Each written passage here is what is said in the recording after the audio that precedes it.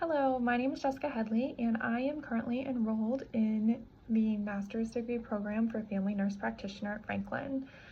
I have been a nurse for almost 10 years now, and I have experience in acute care, long-term care, and hospice. I have been staff nurse as well as travel nurse. My career started back in 2011 when I decided to obtain my associate's degree in nursing from a small college at the time that was connected to a hospital in a nearby town. From there, I worked as a nurse for years. I worked direct care and then as well as some leadership positions. I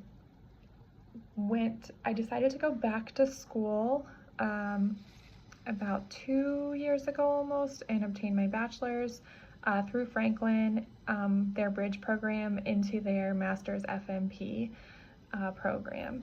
I chose to go back because I was in hospice at the time and my grandmother passed away, and I was a clinical manager, so I was back not in the field, but still I just couldn't take my own bereavement and grieve properly.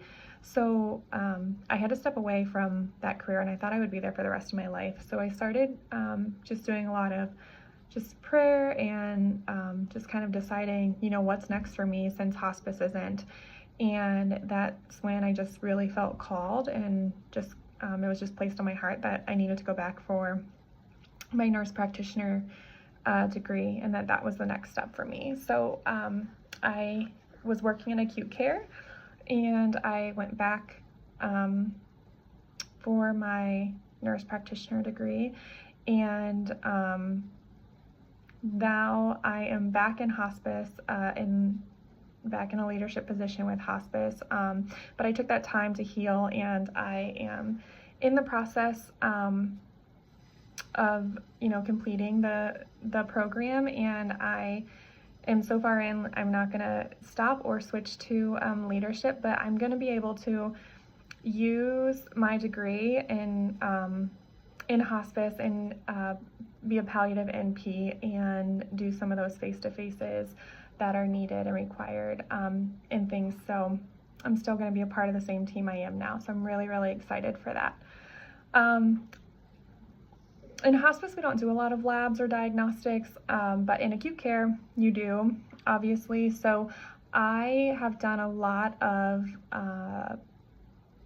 preparing patients for lab work and diagnostics, and I think the main key to preparing them is education, right? Explaining what those labs are for, why are they going to get this chest x-ray, what is this going to show, what is going to come of this, why do they need this, stat troponin so frequently, why are we doing those?